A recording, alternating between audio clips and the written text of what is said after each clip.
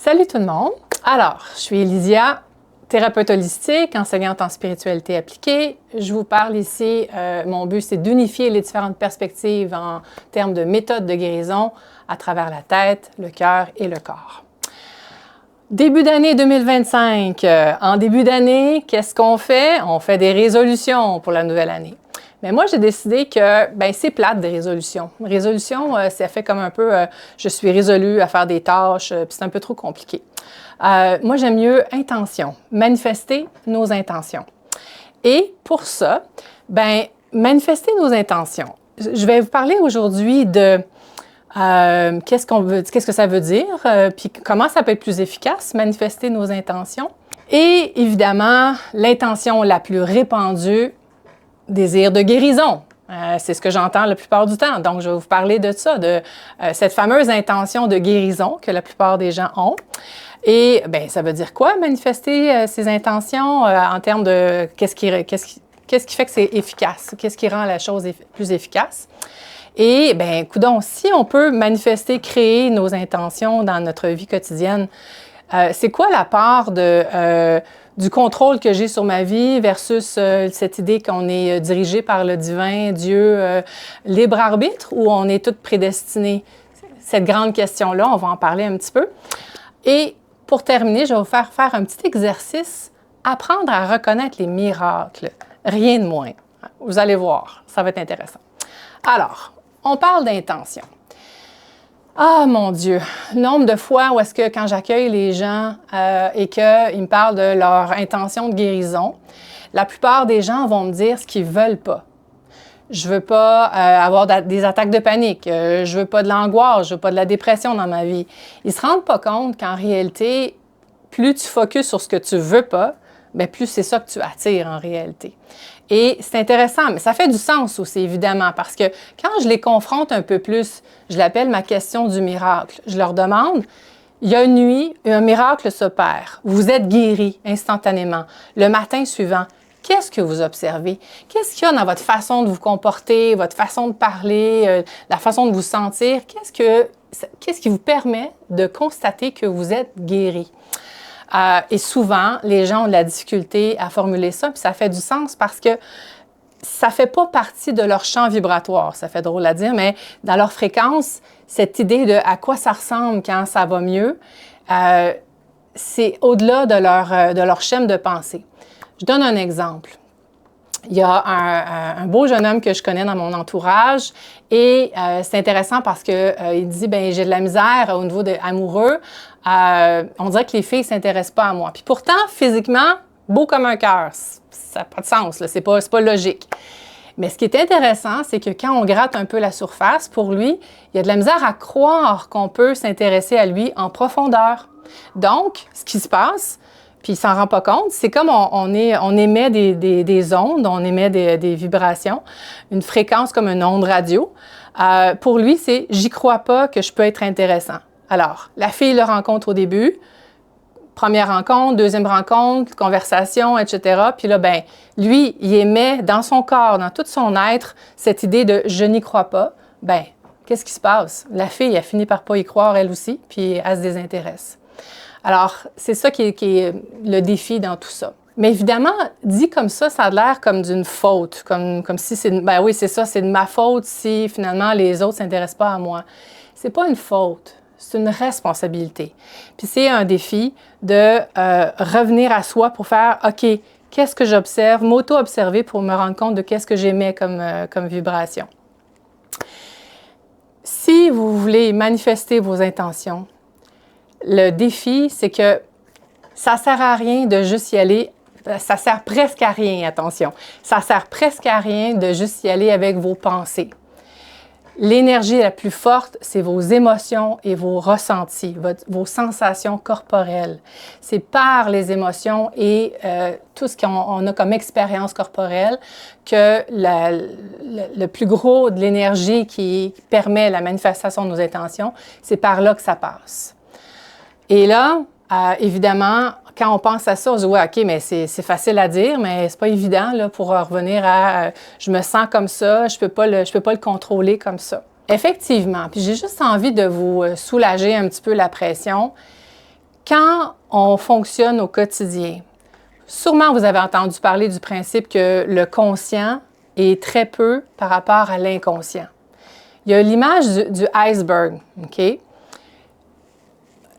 C'est fou, mais on ne réalise pas tout ce avec les pensées conscientes avec lesquelles on fonctionne dans notre quotidien, ça représente peut-être 2 à 5 de tout ce qu'on émet comme dans notre champ électromagnétique, dans notre fonctionnement quotidien, tandis que l'inconscient, c'est 95 à 98 de ce qui nous compose en termes de système corps-esprit. OK? Alors, à ce compte-là, c'est là qu'il faut miser au niveau de notre inconscient. Évidemment, ce n'est pas évident, donc il faut juste s'y attarder un petit peu plus.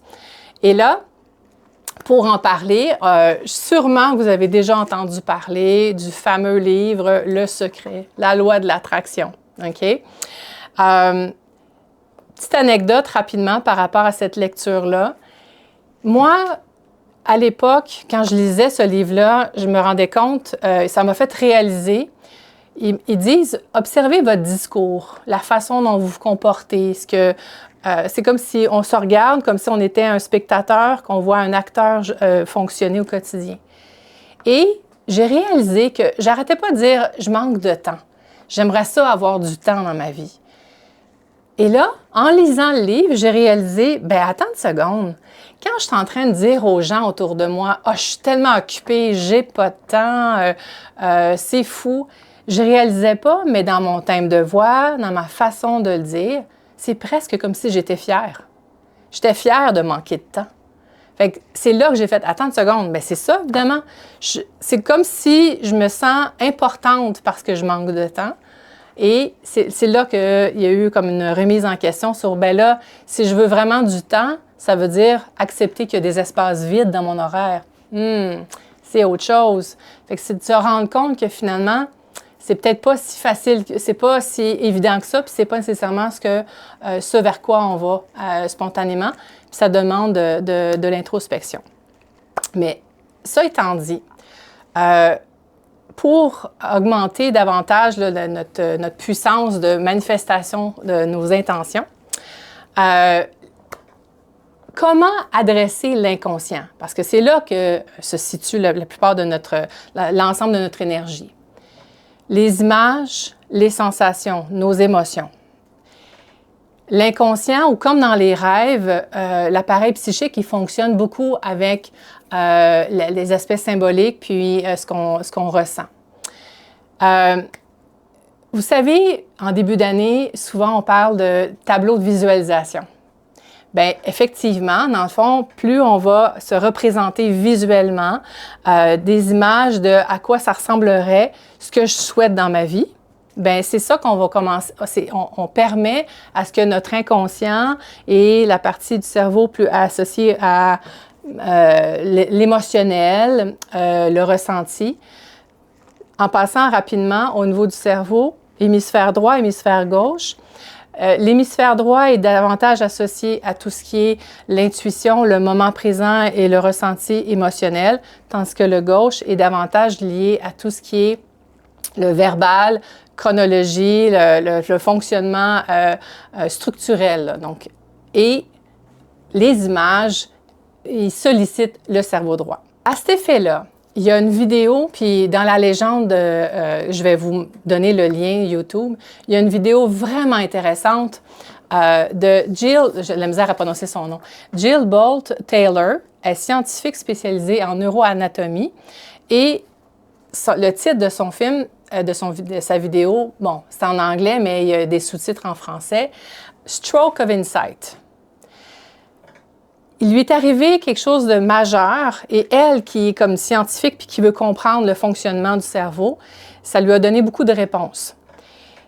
Elle a eu un ACV au niveau de l'hémisphère gauche. Donc, cette partie du cerveau ne fonctionnait plus tout d'un coup.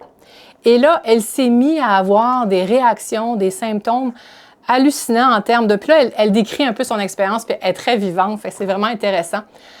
Elle raconte, à un moment donné, au niveau des sensations, elle dit « J'étais fascinée par l'air sur ma peau. c'est très, très moment présent pur, comme si c'est tout ça qui prenait de l'espace, les sensations du corps. Tout d'un coup, l'expérience sensorielle prenait toute la place. Évidemment, il y avait des on and off, c'est-à-dire qu'une partie d'elle qui se dit « Attends, c'est pas normal ce qui m'arrive ». Elle a essayé d'appeler le 911, l'appel à l'aide. Et pour signaler sur le téléphone, elle raconte « Les lettres, je ne les reconnaissais plus. C'était comme juste des lignes, ça voulait plus rien dire. » Parce que c'est le cerveau gauche qui est en charge des mots, des lettres, de comprendre. Donc, bref, si ça vous intéresse d'aller en profondeur avec cette question cerveau droit, cerveau gauche, c'est vraiment une belle représentation. Tout ça pour dire, plus vous allez dans l'expérience sensorielle, moment présent, émotionnelle de ce que vous voulez créer comme intention, plus ça va être efficace. Là-dessus, j'ai un petit livre que j'ai adoré. Je vais vous en parler ici. Le miraculeux processus du souvenir. Moi, ce que j'aime beaucoup dans ce petit livre-là, puis il est vraiment pas cher, une dizaine de dollars, il explique d'une façon très concrète. Puis, je vais en profiter, donc je vais vous donner les détails par rapport à ça. Il explique cette notion de comment interpeller notre pouvoir de l'expérience sensorielle pour créer ce qu'on veut créer dans notre vie. En premier, le défi ou le problème, c'est que quand on se projette dans le futur, puis qu'on imagine ce qu'on voudrait, qu'on n'a pas, il y a un stress dans le corps qui s'installe, un stress de doute, de performance, de le fameux « comment ». Combien de personnes que j'ai entendu me dire « Oui, mais comment je fais ça? » Okay? Donc, il y a toutes les inquiétudes du cerveau gauche en termes de « Mais comment je vais y arriver? » Donc, si on part du principe que je n'y suis pas, bien, le corps se crispe et on y accédera pas finalement. Mais si je pars du principe que c'est déjà arrivé et que je me permets de ressentir dans mon corps comme si j'étais dans un futur encore plus éloigné et que c'est déjà produit. Ce qui est intéressant dans le livre, c'est qu'il fait référence à Einstein dans ses connaissances au terme de l'espace-temps. Vous savez, Einstein, quand il parle de tout est relatif, le temps et l'espace, il expliquait que c'était comme une forme d'illusion. Et à ce compte-ci, au niveau de l'énergie, on peut penser qu'en réalité, notre histoire est plutôt circulaire que linéaire. Donc, nous, on le vit comme étant linéaire, passé, présent, futur, sur une ligne droite. En réalité, les différents événements qui nous habitent, bon, je vais dire ça comme ça, coexistent en même temps. Selon là, je vous épargne les détails techniques d'Einstein par rapport à ça. Donc, ce qui souligne, c'est que ce fameux futur qu'on a en tête, bien, peut-être que dans une certaine dimension, il est déjà existant. Alors, si on se laisse porter par l'imaginaire, l'imaginaire, mais attention, une imagination active, puis les sensations, les émotions autour de ça. Dans le livre, il donne une façon très concrète pour aller dans cet état d'esprit-là. Premièrement, premier ingrédient, se détendre. Accéder dans un espace de relaxation, du moment présent, tout est OK. Chacune des étapes de ma vie, ça fait partie du grand processus, tout simplement. Et se projeter dans ce futur déjà réalisé, donc on imagine, puis ça m'est arrivé, j'ai mis en application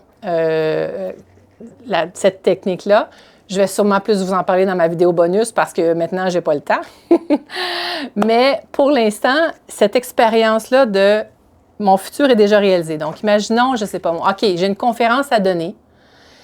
J'ai peur, je veux que ça se passe bien. Puis là, je fais juste me dire, je me souviens.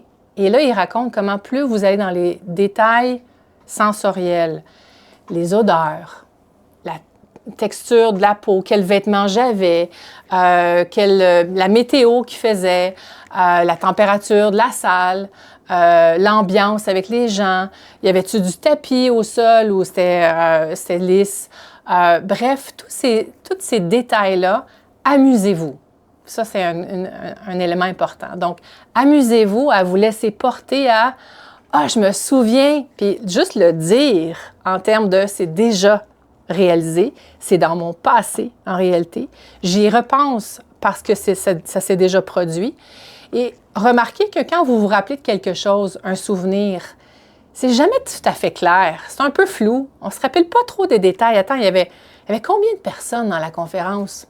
20, 30, je ne sais pas trop. C'est quoi la météo qu'il faisait? Il faisait-tu beau? Est-ce qu'il pleuvait? Ces détails-là, l'effet flou, c'est ce qui rend l'aspect plus réaliste pour le cerveau de « Ah, ça s'est déjà produit! » Donc, si ça s'est déjà produit, je peux me calmer le pompon. Je n'ai pas besoin de me stresser à propos de ça. C'est déjà arrivé. Et à partir du moment, puis pour le ressentir, ce qu'il conseille, ça peut être soit de raconter à quelqu'un ce que vous vous rappelez de l'événement en question. Ça peut être aussi de vous l'écrire. Moi, c'est ce que j'ai fait. Je l'avais écrit. Et d'écrire et de s'amuser avec comment ça a été vécu, l'expérience. C'est assez fascinant. Moi, j'ai été flabbergastée de voir jusqu'à quel point ça fonctionne. Maintenant, petit détail que je veux ajouter par rapport à cette imagination active. Vous savez, ça vaut la peine de se laisser porter avec un espace flou, pas certain, parce que, puis j'aime faire la distinction entre, est-ce qu'on parle d'imagination active ou de visualisation? Qu'est-ce que j'entends par la différence entre ces deux termes-là? La visualisation, c'est lorsque mon cerveau gauche est plus en train de diriger l'information à partir d'un intellect dans le « voici comment je visualise la scène » et je la construis mentalement. Okay? Souvent, puis je pense à un client en particulier, lorsque je l'accompagnais dans son imaginaire avec son moi enfant intérieur, puis à la pause, je lui demande « OK, comment ton enfant intérieur se comporte? » Il me regarde un petit peu surpris. Il dit « Qu'est-ce que tu veux dire? » Bien là, moi, je ne savais pas trop qu'est-ce qu'il ne comprenait pas. Je dis « Bien, comment il se comporte, ton moi enfant à l'intérieur de toi? » Puis ça. Et là, il me regarde et il dit « Ben oui, il va se comporter de la manière dont je le pense. » Là, je fais « Ah, OK. » Lui, il est en mode intellect, il est en mode mental. Il pense que tout se dirige par le mental. Alors là, on parle de visualisation souvent, puis d'ailleurs, c'est ce qui m'est arrivé. Ce monsieur-là m'avait dit « Hey, je vois les choses en HD, en haute définition. » Les détails visuels vont être très précis et c'est beaucoup plus le visuel, justement, qui va être sollicité. Tandis que quand on est dans l'imagination active, là, c'est davantage le cerveau droit. Et là, c'est flou, c'est plus sensoriel. Les gens, quand ils sont dans cet espace-là, ils vont comme raconter un peu l'effet, il y a des odeurs, il y a une texture, il y a une impression. Ils sont surpris. Ça, c'est un autre détail. Quand vous vous sentez surpris par l'information qui émerge. Donc, c'est pour ça, quand je demandais à mon monsieur client, par rapport à son moi enfant, puis souvent, les gens, quand ils sont dans un espace, j'ai envie de dire juste, c'est exact, c'est pertinent, c'est-à-dire que ce qui émerge de l'imagination active est plus vrai, on peut s'y fier. Bien, c'est souvent quelque chose qui nous surprend nous-mêmes comme information. Hey, je ne sais pas comment ça se fait, mon moi enfant a réagi de telle façon, puis tout ça. Dans ce temps-là, je me dis, OK, on est à la bonne place, c'est juste. Attention, je ne suis pas en train de dire que la visualisation, ce n'est pas correct. Non, non. Il faut avoir un point de départ quand même. Il faut partir avec quelque chose. Puis oui, la visualisation, c'est plus avec l'intellect, mais on commence avec ça, puis ensuite, on ouvre sur l'imagination active. Maintenant, la question du libre arbitre ou prédestiné. Tu sais, quand on parle de manifester nos intentions, bien, c'est compréhensible. Les gens qui sont dans le doute en disant, bien, de toute façon, ça ne sert à rien que je veuille influencer ma vie, tout est prédestiné. J'ai pas de contrôle du tout là-dessus. Il y a d'autres personnes qui vont avoir la pensée complètement différente. Non, libre arbitre absolu. c'est moi qui dirige ma vie entièrement, Dieu n'existe pas. Bon, par exemple. Moi, j'ai envie de vous dire, selon moi, puis pour bien des gens qui sont dans le domaine de la spiritualité, ils sont d'accord pour dire c'est les deux qui coexistent. Bel exemple, belle image par rapport à ça. Moi, j'ai envie de dire que, mettons, en tant qu'âme, quand vous incarnez puis que vous avez une vie à vivre, il y a des éléments clés qui vous sont prédestinés, effectivement, qui vont toujours trouver le moyen de vous trouver, quoi que vous fassiez. Imaginez que vous vous rendez du point A au point B avec un GPS. OK? Quand on utilise un GPS, on va marquer des endroits qu'on veut visiter d'avance. Du point A au point B, du point B au point C, puis du point C au point D. Mais entre ces points-là, le chemin qu'on peut prendre, ben tourne à droite. Le GPS me dit de tourner à droite, je tourne à gauche, puis là, qu'est-ce qu'il va faire, le GPS? Recalcule, recalcule. C'est pas grave. Et il y a un espace de libre arbitre là-dedans. Puis il y a un espace de créativité de, ben sais-tu quoi? OK, je vais finir par me rendre au prochain point, mais d'ici là, moi, j'ai envie d'explorer. Fait que ça rassure beaucoup dans mes clients lorsqu'ils sont inquiets en disant « Ah, j'ai perdu mon temps, ma thérapie, ça a pris trop de temps. Non! C'est correct, c'est de l'exploration, tu as essayé des chemins différents, puis ça fait partie du grand processus. Tout est correct.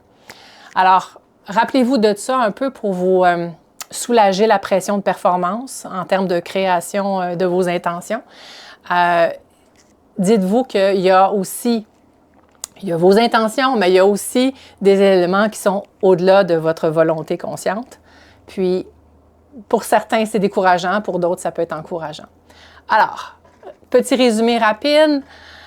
Quand on parle de manifester nos intentions, on ne pense pas à ce qu'on ne veut pas, mais plutôt à ce qu'on veut.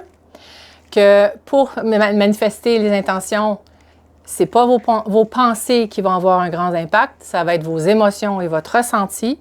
Que plus vous portez vers l'imagination active à partir du ressenti dans l'exercice de le souvenir déjà réalisé dans le futur, plus vous avez des chances que ça fonctionne dans le sens que vous voulez. Et libre arbitre ou prédestiné, les deux, pourquoi pas, comme sur un GPS qui fait un recalcul.